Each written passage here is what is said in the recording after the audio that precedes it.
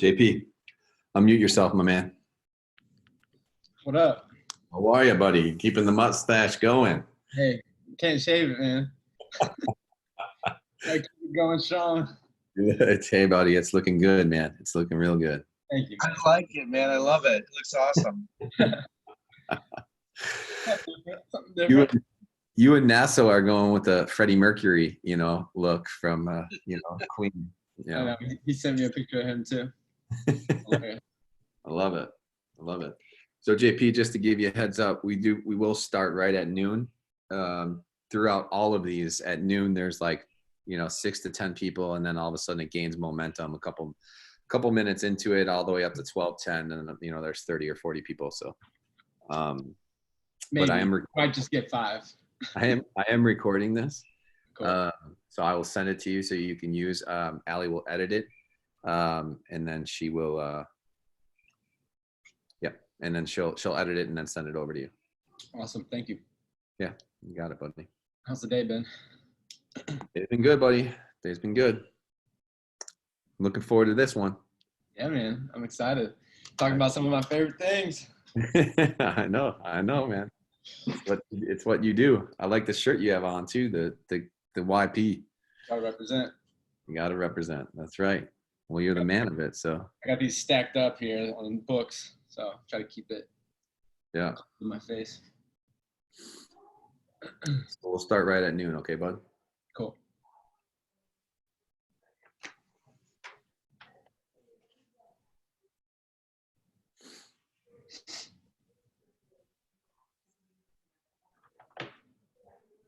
Yeah, I'm looking forward to shaving, man. When I said this was, I was gonna keep this going the whole time. Might be another 45 days. Exactly. Don't clog the drain.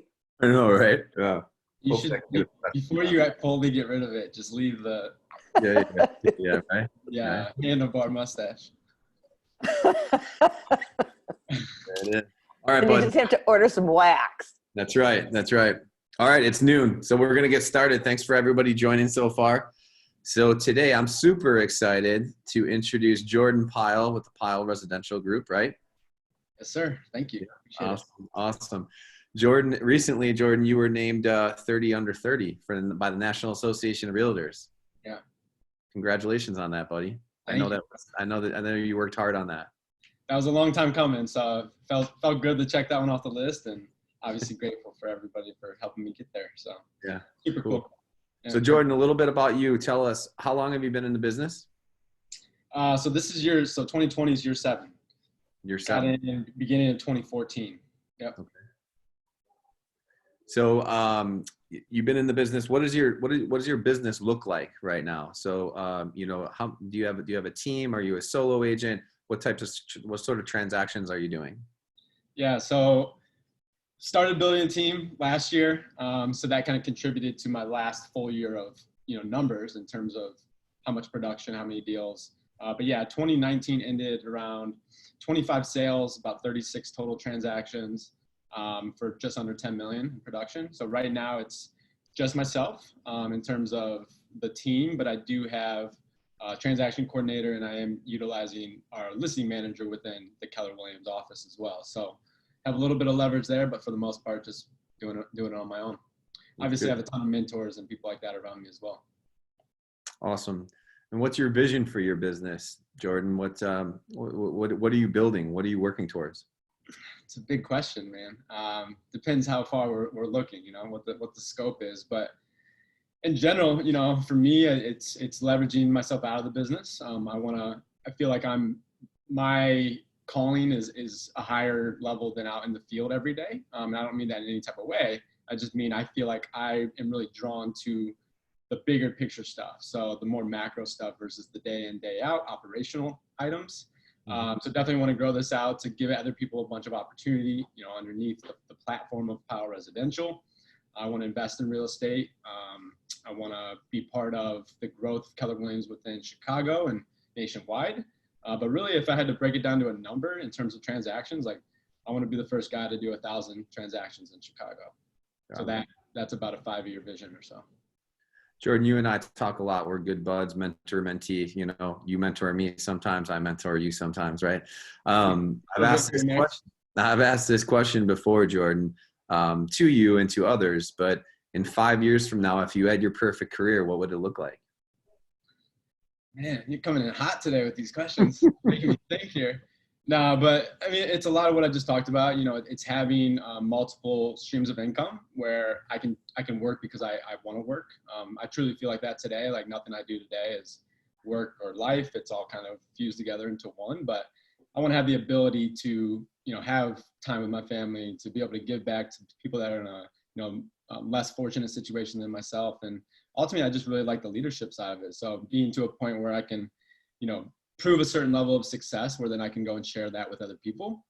I'm starting to do that a little bit with some of the things I'm involved with, and I definitely have a passion there. So coaching, speaking, definitely want to write a book someday.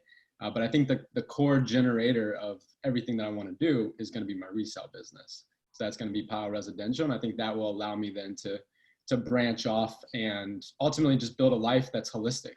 You know, I think, you know, Jay-Z, you and I talk a lot about it, but business and real estate is just one thing for me. You know, I'm super into personal development, super into health and fitness, and really testing the limits of what I think I'm capable of. And a lot of that's going to be, you know, result in adventure type stuff too, eventually. So yeah. I want to climb some mountains, you know, so I want to have the ability to work when I want to, have a good income, to be able to also just take a lot of time off and spend that with the people I love. You touched on this a little bit, but Jordan, for the people who don't know you, who is Jordan Pyle? Are you married, single? You know, what do you have family? Where are you from? Who's Jordan Pyle? I appreciate that question. So originally from Fort Wayne, Indiana. So I'm single today in terms of my personal relationships. But yeah, I got a sister. One of your goals to go on The Bachelor, or are you gonna? Someone actually sent me an application the other day. It wasn't The Bachelor, but it was for some other like love show on MTV or some shit like that. But sorry, Blind Date. Yeah, something like that. Love is Blind. There it is. Someone put that in the comments. But your boy JW's on, got your back. Yeah. What was the question? Oh yeah. So just real estate. You know, like I said, I'm super passionate. I'm from Indiana. Both my parents live in Ohio. I have a sister. I have a baby niece who's obviously super important to me, and you know that's a lot of the fuel for my passion. And but yeah, really just a genuine, authentic dude trying to make an impact on this world. What's a fun fact about Jordan Pyle that, you know, us that know you wouldn't know about you? Man. A fun fact. I always struggle with this question. I'm not gonna lie. I think one that I've shared in the past is, and some people know it, but I'm allergic to bananas. So yeah. So okay. Don't have those around. Don't want to end up in the ER room again. So, but yeah. I don't know if I've ever heard that, JP, not only from you, but that people could be allergic from bananas. So yeah, it's weird. It doesn't go well with training for an Ironman either. All right. So Jordan, we're going to dive into mindset. And what I want to do is talk about your different pillars right now that you got going on in your business and how you approach this really kind of all together and, you know, and individually on the pillars. Okay. So the pillars that I see is, you know, you got your real estate business. You are leading, you know, the YP for Keller Williams in the Chicago chapter, right? Yeah. You're going for your first Ironman, which you've never even done a triathlon, correct? That's correct. And you're just going right to the top to the Ironman. Yep. Right. And then you had 30 under 30, right? Yeah, I think that's all. I wouldn't say those are necessarily the pillars of my business. I would say those are the pillars of these conversations. This conversation. Right? Oh, okay. Yeah, exactly. These are our 4 buckets we're going to jump into. Cool. So let's start with 30 under 30 because that was the most recent accomplishment that you got, right? So huge accomplishment. Congratulations, by the way. Thank you. I know personally that this was important to you. So let's walk through it. What was the driving force? What was your mindset? Okay, first and foremost, and then go into the strategy of what you did to accomplish and get that goal. Yeah, I was talking about this the other day, and it gave me the opportunity to really reflect on the origination for the desire to even be nominated for it. And it started when I got into business. I still have magazines from the old 30 under 30s every single year that I've just had stacks of them. I look at them, read through them all the time. And in the beginning of my career, it was just, hey, this seems super cool. Like I would love to be in that magazine one day. It was all that. It wasn't anything to do with impact or the platform of what it actually allows me to now go and do. But as I've continued working over time, it's become a lot more about impacting my, the things that I'm involved with. So my community locally, but also my realtor community. That's why I'm super involved with young professionals, both with KWYP and then the local association, the chair of the YPN board. It's just because I got in this business and didn't have a growth environment to really help me figure things out right away. So I'm not that success story of someone that got into the business and within a year just was selling 100 homes. Like it was a struggle for the first 3 years in the business, and every single year it's still a struggle. You just have different levels of, new levels, new devils, so to speak. So as I continue to grow and evolve, not only as a business person, but as a human, and as really who I am at my core, it became a lot bigger than, what I do today is selling real estate is just an avenue of the way I make money, but really it's about just impacting all those around me to essentially, I'm a big believer about like anything is possible, with the right amount of intention, discipline, focus, like we all can create anything that we want to create. And I know I'm just scratching the surface of that. So now, having the opportunity to get this nomination, I see this as a huge platform. It's a huge platform to me to be able to take what I've learned over, just 6.5 years now of really diving deep into business and leadership and personal development and my spirituality. Now it's a bigger platform for me to relay the message in a better way, because I think the ripple effect is very real. So if I can lead by example and then have an impact on others to go out there and do something that they didn't think was possible, that's really like what about being part of this group is about for me. And it's 30 people around the country that have similar mindsets. So now I can tap into these networks, and I would be lying if I said that this hasn't, or like 30 under 30 and YPN, like I get actual leads from it as well. So now this is 30% of my business is agent referrals from being involved in these networks. So it's a lot bigger now than it was when it started. When did you decide that you wanted to be 30 under 30? Was it right when you got into the business? Yeah. Yeah. So when I was 23, and now I'm 29. So I applied last year. Yeah. For some people that know me, made it to the 50 finalists and then got cut before the final 30. And that was motivation, honestly. That email, going back to mindset, the email of me not getting it last year has been sitting on my desk in front of me ever since the day that I got the email. So that's just fueled my passion to go out there and kind of build up the resume a little bit more and add in things that I know I'm super passionate about. And then I think, just positioning myself and really crafting like a theme of an application, which this year for me was all about self-leadership exceeds like leadership. So how that transpires from yourself out to the world that you live in.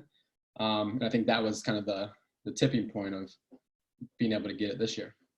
Jordan, you mentioned environment in this conversation already. Yeah.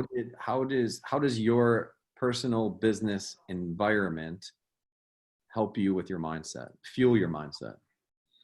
I think it's that absolute most critical thing. I mean, I think referencing back to what I was saying about in the beginning, I didn't have the model. I didn't have a guide. I didn't have people around me that were doing the things I wanted to do. So ever since about 3 years in the business, I've become so intentional and purposeful about surrounding myself with the people that I want to have around me. People, of course, people that are levels ahead.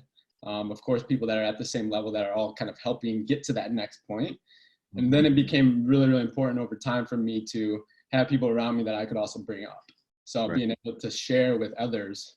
I mentioned this on the podcast the other day, but someone talks about, and I stole this from somebody else, but they talk about like, it's lonely at the top, right? If you hit this level of success, it's lonely at the top. And, I thought it was brilliant when I heard that if it's lonely at the top, then you're not doing a good job being a leader, because if no one's following you up to the top, then what does that have to say about yourself? So I think having that environment around you just pushes you, it holds you accountable. And people are always watching, people rely on you. You have to have that integrity to do what you say you're going to do. Ultimately you don't know who you're impacting by someone that might be watching what you're doing. So I think it's equally as important about what you do in the light as what you do when no one's looking. Got it. That's impactful. Appreciate you sharing that. So yeah, I mean, we hear Gary Keller has said that success is boring, right? You're saying lonely at the top, and you kind of gave the explanation of that. But the Gary Keller has said success is boring because that means, if you're successful, that means you're doing the same repetition every day, right? And you're mastering stuff. So we've had this conversation many times, and I'll be honest. I mean, I think for me, you're right. Like success is simple, it's not easy. right. And success is boring because if you're doing the right things day in and day out, I mean, creativity can only be implemented, and I'm speaking to myself as I'm saying this, but creativity can only be implemented once you master consistency. And there's a lot of things in my life that I feel like I'm incredibly consistent with. Mm-hmm. And honestly, my business, like activities, like making my phone calls and doing my follow-ups, like there's so much room for improvement there year in, year out. So I know that is something that ultimately will drive that forward. And it's just embracing the suck and being willing to suffer, essentially. Let's talk about that journey for you now that we did this. I'm fortunate enough to coach with you once a week, right? And I know your successes and I know your struggles. And you said to me in this conversation to prep for this call is that, I've always been creative and I'll say it, you were always being creative instead of consistent on systems, right? And now you've pivoted on that a little bit. So talk about the impact and tell the audience like, hey, how you struggled with that, right? And now since you pivoted, what are some of the successes you're seeing? Yeah, like I said, it's definitely a work in progress. I'll just speak from the business side of things, but yeah, I mean, I'm antsy. I want to say yes to everything. I'm very bad at saying no. I mean, I'm definitely a yes man. I know it's a strength and a weakness. But if you really want to accomplish something, you got to go super deep in it versus going wide. Mm-hmm. And I think it's the light bulb that everyone knows. Everyone knows what to do. But it's a matter of like, when you face that thing in your calendar that you got to do, are you going to do it or not? And there's a lot of times I've let myself off the hook. But the fastest growth I've seen is when I've stayed committed to, and it comes in spurts. It's definitely not every single day. I would love it to be, but everyone that time blocks knows it's just not possible. Like having that in your calendar, knowing that you've reserved space for doing everything that you want to do, and then just executing that when the time comes. Like if you can just add that in every single day and let that compound over time, obviously you're going to make monumental progress versus trying one thing one day, trying something else on Tuesday, and then doing something else on Friday, right? So I'm still figuring out what those things are for me because I realized, it's not going to be picking up the phone and calling people every day. There's other ways that I know that I resonate with people and that I like to do. You have to want to do that thing every day too, even though it might suck. So don't force yourself to do something if you know you're not going to do it. So try to modify it a little bit so that it is something that you can do day in and day out. And even though it might feel like a drag, it's at least something that's kind of in your wheelhouse. Yeah, I think we all struggle with that, right? It's that constant struggle of just like, oh yeah, I know I'm supposed to do this, but I don't want to. So you've made a decision on, hey, I'm going to do what I want to do and what I have fun with and what I like doing. Is that correct? Yeah, like I said, I think in my business, it's lagging a little bit. Like I feel very disciplined in every other category of my life. Like, and this is actually something that hit me this morning when I was just in my morning routine. And it comes back to business. And I think the business will catch up, but it's like the personal life and the discipline there first is really where I really feel pretty confident. And it's like I woke up this morning knowing that I had to go on a run. Like I was just doing a 4-mile run this morning. But I opened the blinds and I saw that it was snowing out. And immediately my mind was like, oh, well, you could just work out later, or you could just ride your bike or do some sit-ups or something like that. And now I'm starting to recognize is when I see those triggers of like, you don't want to do that, like that's what you got to do. And then like when I was in the shower, like I've been trying to do cold showers, and the last minute of that shower, it was so nice being warm, but my mind was like, you should turn it cold and finish out the last minute of the shower. So as soon as I recognized like, oh, I don't want to do that, I turned it cold and I did it, right? So I think that needs to catch up in my business when I recognize those things that are like the things that make you uncomfortable. Those are ultimately the things that are going to force the growth faster than anything else. So it's a constant work in progress, like I said. Got it. So Jordan, we're going to go back. We're going to talk about your mindset approaching this Ironman as well, right? In your business and stuff. But Alex Watson wants to ask you this question. What was the turning point for you after those first 3 struggle years Was there an aha moment or just gradually getting more and more business over time? There wasn't definitely not an aha moment. But there was a few factors that definitely played into starting to go, like what they say, you can run super fast, but if you're running in the wrong direction, it doesn't make any sense. And I was running super fast in the wrong direction.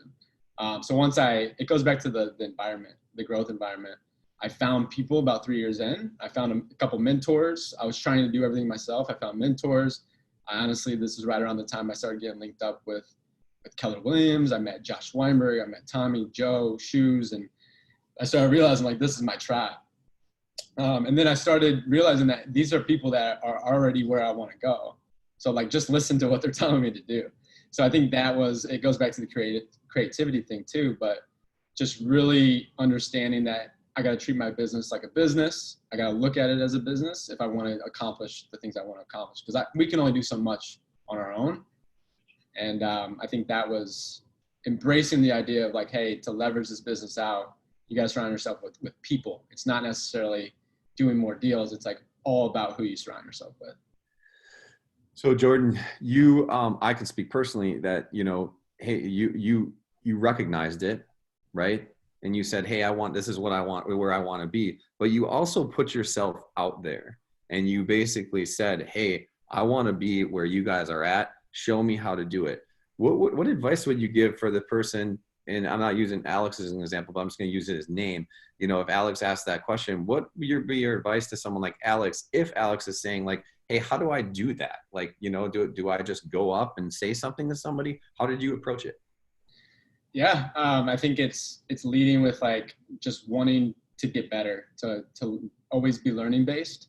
So people that know me know I'm a vigorous, like I'm a very deep thinker. I want to analyze things. I want to take really good notes. I want to have conversations with people that inspire me and that I know can show me the way. So it's just a matter of coming, with like an authentic ask of like, hey, honestly, this was the conversation I had when I was starting. It was like, hey, I admire people like yourself, people that have achieved this level of success in whatever it is that they're doing. I know that at one point in time, someone gave you an opportunity and I'm asking for an opportunity. Can we grab coffee? Can we sit down? Can we talk about this or that? Honestly, I started doing that about 2 or 3 years into the business, with just people around the industry that I didn't know. And then I just made it very clear to people that are now in my world, yourself being one of those, and some other people on this call, that I want to be, and I'm going to be at this position, being confident in my own abilities. And then it comes back to walking the talk and not just talking the talk. So making those claims that, hey, I want to affiliate in this type of way and I want to level up. People will start coming out of the woodwork once you declare that that's what you want to do. Got it. Let's pivot for a second here, Jordan. You came to me and said, hey, I got this huge goal I'm going to do, and I'm just going to put it out there because I want everyone to know I'm doing it. And I thought you were going to throw a transaction number at me or something, right? And you said, I'm going to complete an Ironman this year, right? So what fueled that? What is your mindset behind that? What is your system behind it? Yeah. So good old buddy, John Schumacher here. I can see you sitting there. We talk a lot about The One Thing. Everyone at KW, but if you've never read the book, The One Thing is an amazing book, obviously. But we talk about, I'm going to butcher this, but if you could do one thing that then therefore makes everything else easier or unnecessary, what is that thing? And so in October of last year, in 2019, I was really just analyzing like where I wanted to go, what my goals were, both financially, transactionally, health and fitness wise, like spirituality, every holistic area of my life. And I was like, okay, maybe it's 50 transactions, but that felt like it was missing something that was going to empower the other categories of my life. It was like very focused in business and finances. So when I really scaled it back, I was like, what's going to force discipline into my life that is going to then create discipline in every single category? And I realized that something crazy like an Ironman, something that is, almost a 12, depending who you are, almost a 12-hour endurance race, like it's going to require me to put 3 to 4 hours of working out in every single day. And fortunately for me, that's something I really love to do. Yeah. But I knew that having that level of commitment to something and putting it out to the world that people were gonna notice if I didn't do it, right? So I didn't want to cheat myself, and I didn't want to cheat anybody else. So it became this thing that was like, it's so monumental in my head. And obviously people do Ironmans all the time, so it's really not that big of a thing if you really look at everyone that's out there. But I knew that this was going to make me be very structured in the way that I built my days, the way I built my weeks, the way I leveraged people in my business or systems and tools, processes to allow me to go and train 4 hours a day. Because if I don't have a plan for this, then it's not going to be possible. So that was the original reason I kind of chose that this is what it's going to be. So how does that's awesome, Jordan. Thank you. And like, yeah, people do Ironman all the time, but they don't do it as their first race that they ever do. So you got a big goal here, right? How does the Ironman correlate to your business and fueling your mind? Like, like give advice to people saying like, hey, maybe it's not an Ironman, but it's something else. And here's what fuels your mind and why you're doing it. Yeah. It all comes back to business for sure. But there's a couple of things with the Ironman. And first off, when you declare something that is so big that like you have to find people, you have to find resources around it to make it come into fruition. It kind of like every single day that you do something, it's almost like you're a toddler learning from crawling to walking to running, whatever the case may be. So every single day I experience struggle. Every single day I experience breakthroughs. And every single day I'm reminded that I got more in the tank. Mm-hmm. So I think that's the biggest thing, is that like when we think we're at 100%, whether it's on our phone calls or if we're doing a workout or whatever the case may be, when we feel we're at 100%, we're really at like 40%. And I'm stealing that from our buddy David Goggins, but it's really like made me think about like, well, how far can you really go? And I'm starting to have that reaffirmed every single day in my training. Is like, oh wow, like I just went another hour further than I thought I could go on the bike when it started hurting. Mm-hmm. So I think that has then created this like, okay, to grow my business, I have to do the things I don't want to do, which is like the training, which is like putting 3 hours in on a bike ride on a Tuesday morning, because it's the future, the long-term goal is worth it enough. Yeah. The long-term goal is what makes me do the day in and day out actions. So I think it's the infinite game, to kind of circle it back to everything. Mm-hmm. I've never been afraid to like put in the daily effort. Like I've always showed up. For the last 6.5 years, I've showed up, and I think that's half the battle. And then once you're there, then your body tells you, it's like going out for a run and you're like, I'm going to do 6 miles, and you get out there, you're like, oh shoot, I'm a mile in, I don't want to go any further. But then you hit this certain point where it's like, I just did 2 miles, like now I cannot not do 6 miles. Right. Like I don't know about anyone else, but I get this thing in my head that's like, okay, now you just broke through another level. Like you're already here, you might as well finish what you said you're going to do. That's awesome. All right, so you 30 under 30, you're doing an Ironman. The other thing you do is the Chicago YP, Chicago Association of Realtors YP, right? And then the Keller Williams National YP. So that's another pillar, right, of these conversations. Yeah. So, man, I mean, so far we've covered. All right, you're 29 years old, you're 30 under 30, you're doing an Ironman. You got a good business. We're going to talk about your business. And then you're leading in 2 different chapters, both one nationally and one locally. Yeah. What fuels you there, and what's your mindset and your approach on that? Yeah, the leadership positions with KWYP and YPN were, it started as something that I was uncomfortable with. Like it was actually Tommy Choi that was like, hey, like you're building something very special, and I can tell you're building it, but you're missing an element to it. And after doing some digging, I realized that element was like that pulling people up portion. So I was surrounding myself with the right people. I was growing myself, but I realized I wasn't in a position to really pull other people up and make them more and support them in being more successful. So that's kind of where it started. And it in the beginning, it was just kind of to be a part of the YPN committee. And then right around that same period of time, about 6 months later, I had an opportunity to start and found with Dave Nasso the Keller Williams Young Professional chapter. So really it comes back to 3 things for me, which I think are integral in anybody's success. And it's education, collaboration, and camaraderie. So it's another environment to hold me accountable. Like I basically built out these environments in my life that like, it doesn't let me slack off. Like at this point, like I've created these things and put people around me that I have no choice but to push through every single day. And then the leadership thing became just more, it's almost more exciting to see other people succeed around you than it is for you to succeed yourself. And I definitely realized that about a year into my, what I'll call my leadership journey with YPN. And then it comes down to like being able to affect change, like I said. So being in these positions and not only being on a board, but stepping up into a leadership position in everything that I do. I think there's a huge difference there. It's like people can do things, but then people can lead the things that they do. And I think that for me is like, it's going to allow doors to open that I never thought could be opened. And then I can also create a bigger world that we talk about all the time, that then I can impact other people along the way. If I'm doing it all for myself, then it doesn't carry the weight of we're doing this together. Right. That's a huge part for that. Jordan, talk to us about that's being involved. You're involved in something, right? And you chose the YP chapters both in Chicago and nationally for Keller Williams. But why? What has it done for your business? Simply put, it's a third of my business now. So agent to agent referrals and it wasn't like this.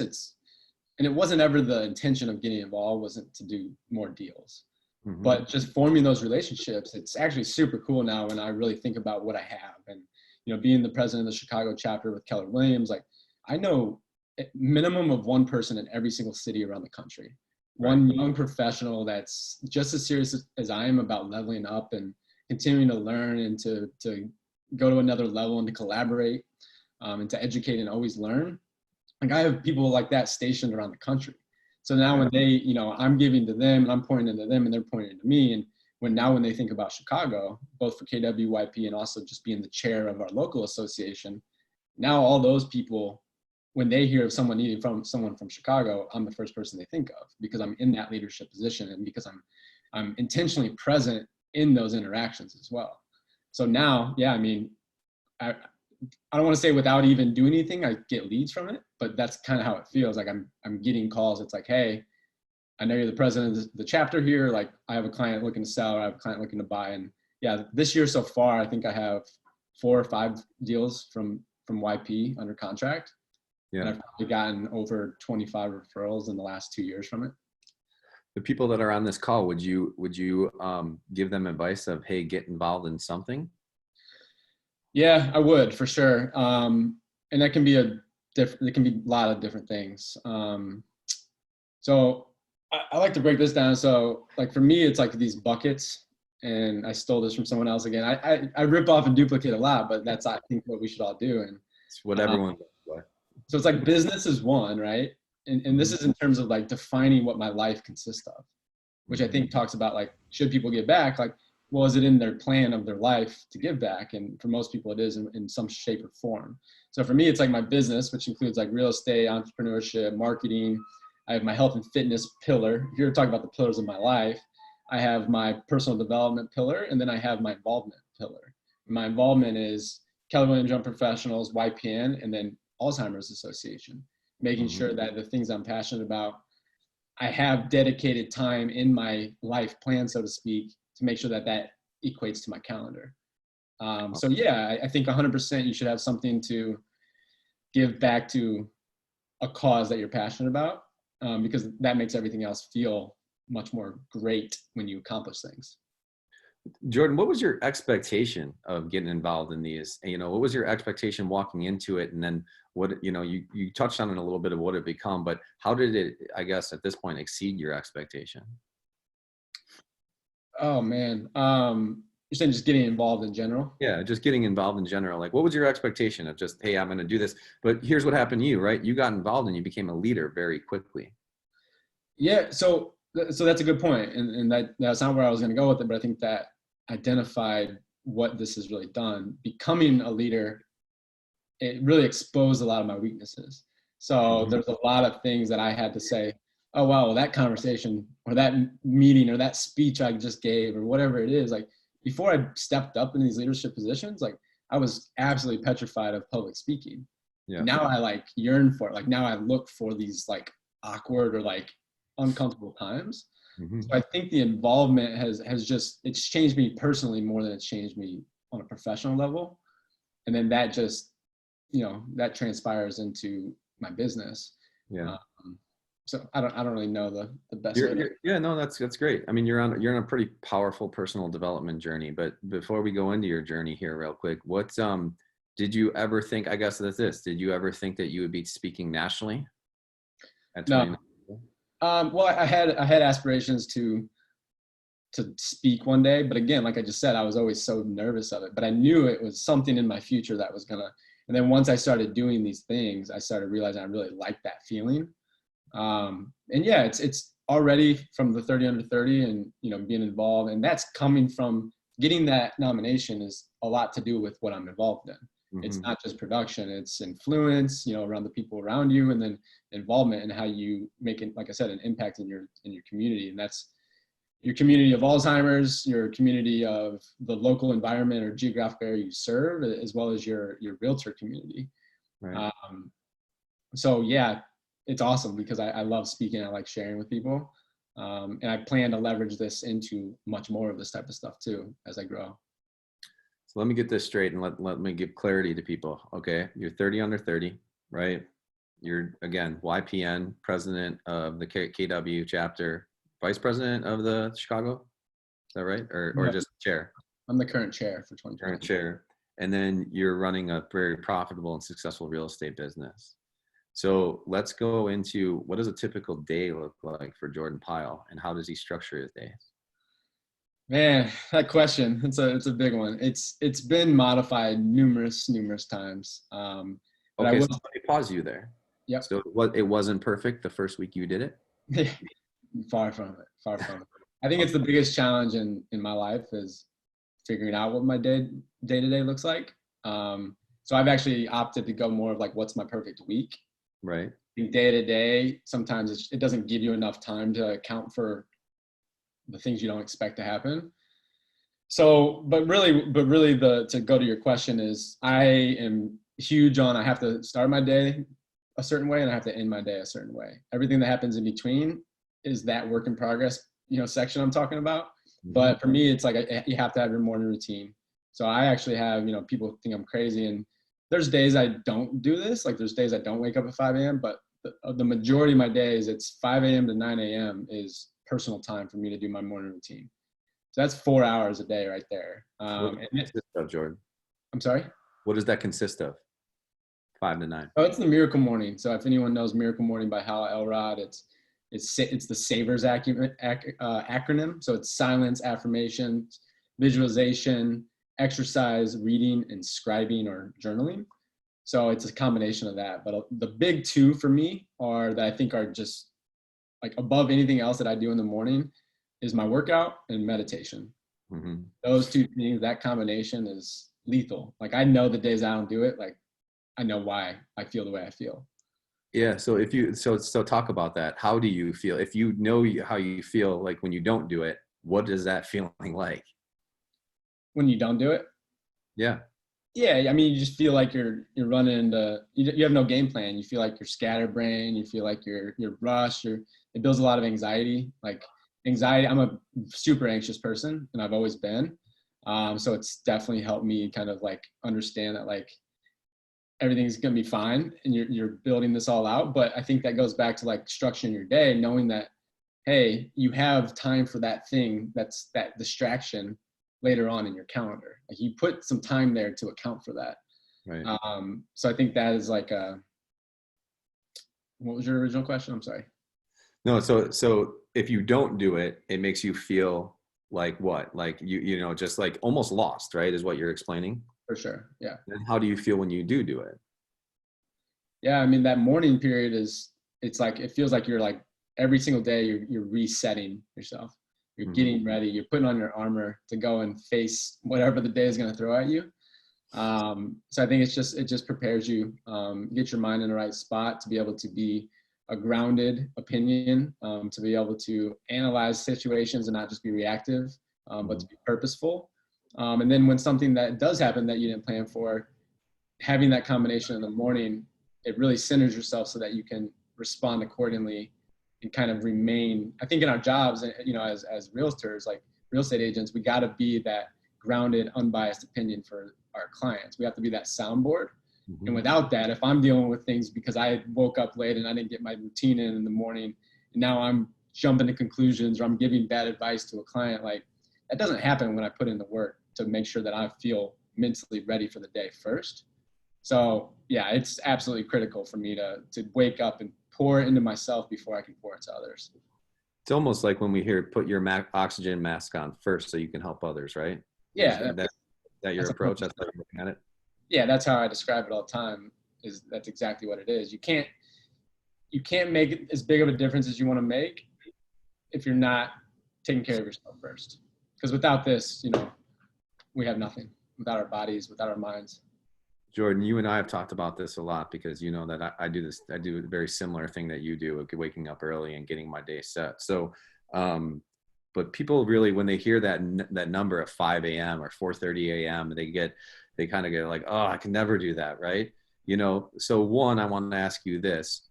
You told me you couldn't do it at one point in time in your career, right? How did you get over that hurdle?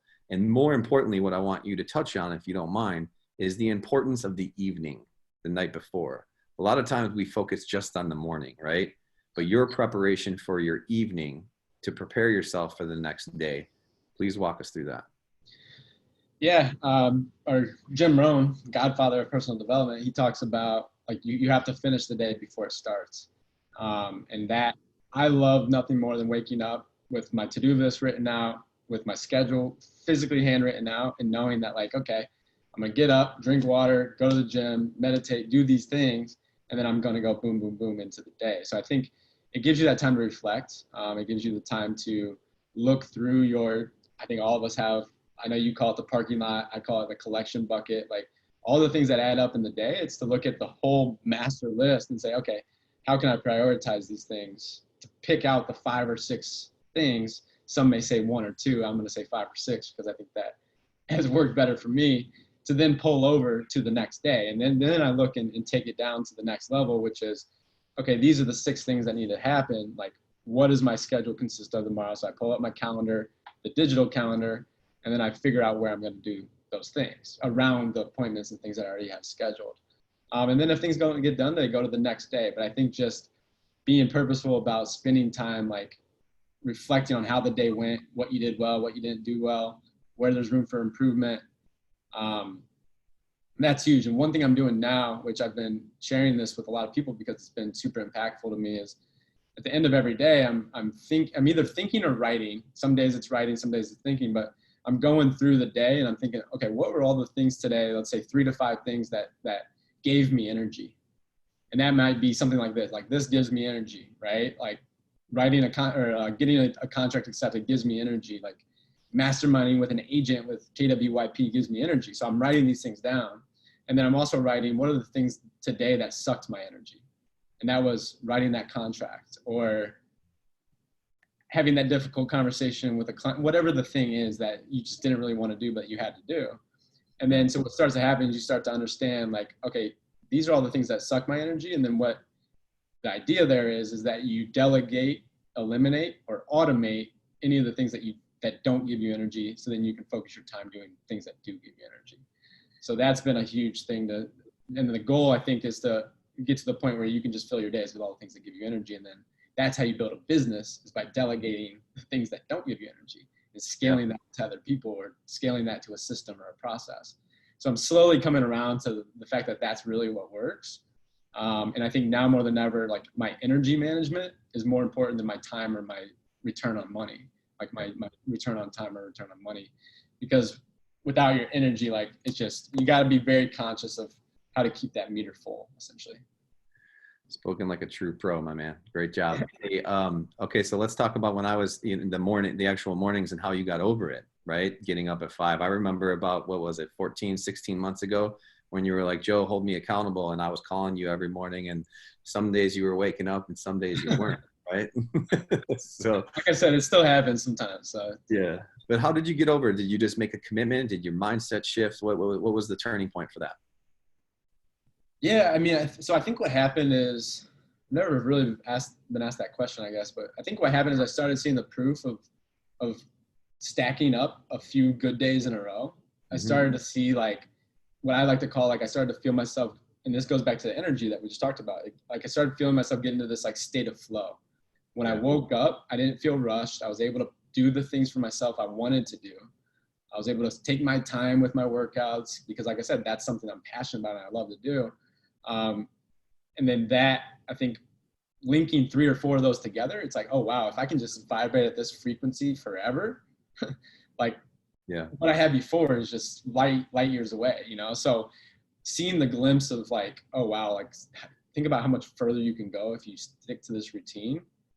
That then inspired me to be like, even though it sucks waking up and that first hour that you're awake, it's like, oh, this is terrible. You know that an hour later, you're gonna be so happy that you woke up early to do it. Yeah. And you got another 3 or 4 hours every single day to get things done. You know, I love the feeling of working when no one else is working. So like when I feel like I'm getting ahead and other people are standing still or they're just not putting in as much effort, like that I think is one of my superpowers, is that I'm willing to kind of, you know, wait it out and play the long game. Watching you through the years, Jordan, you know, you and I talked a lot earlier about what I was told, and, you know, what I would tell you is, hey, perfection is overrated, and it's progress, not perfection. Right. And I have seen you grow, and you have grown with that mindset of being like, hey, as long as I'm making progress and it's not perfect, but you wanted it to be perfect in the beginning. Is that correct? Oh yeah. I remember it. You wanted it to be perfect, but you grew towards where you're at, and you still have that mindset. So that's awesome. So Shoes, I'm going to end with this. Shoes sent a little in the chat room. He said, why do I feel like I'm looking at the future of real estate? So you're 29 years old. You're accomplishing all that you're accomplishing. I, you know, have the fortunate, you know, honor of coaching with you once a week. I believe you're the future of real estate. What do you think real estate looks like in 5 years? First off, thank you both. That's super humbling. I know that's not the right word of choice there, but yeah. But I also know that that's the direction I want to go to. So I appreciate other people recognizing that. Future of real estate in 5 years, I think is going to go, wow, another big question. But I think teams are definitely, the business is going to consolidate overall. So I think not only on a brokerage level, but on an actual team level, like individual agents aren't going to be able to compete as well. Because you're dealing with these huge forces that you just can't compete. You can't provide the same level of service to people as you can if you have a bunch of experts working on it together. So I think that's one thing, like really you either got to join a team or you got to build a team. And I'm definitely on the path of wanting to build that. And then I think in general, we're going to see a lot of disruption in commissions. I think that's pretty well understood and agreed upon around the industry, is that we're going to have to start building other sources of income. And honestly, this whole pandemic was kind of an aha, or like a kick in the butt of like, oh, wow, like you don't have a business today.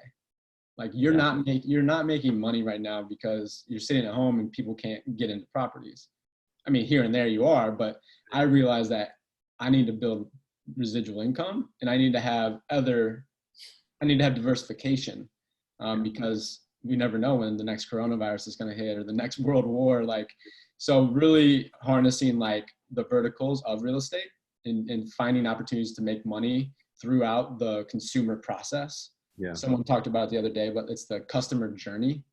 So figuring out how you can build companies within the customer journey to create raving fans in the marketplace. And then with that raving fan database, I think that's going to become the most important thing for every single individual, is what their database is. And that will allow them to then go whatever direction they want to go in. JP, I love you, brother. You're a good man. Thank you for being a visionary. Thank you being for the future of our real estate. Guys, that is a wrap for this week. I just want to take a little poll here really quickly, because I've never met people who, thanks JP, but I'm going to go into Monday here. I've never met anyone say anything bad about the two people that we're going to talk with on Monday. And that is Julie Dorger and Sarah McCarthy. All right. We are super pumped to have those two on Monday leading us in another conversation. They're going to basically talk about how they're pivoting right now, you know, how they are pivoting right now with, you know, the height supposedly here. And we're going to be coming out of this, who knows when, whether it's 30 days or 60 days or 90 days.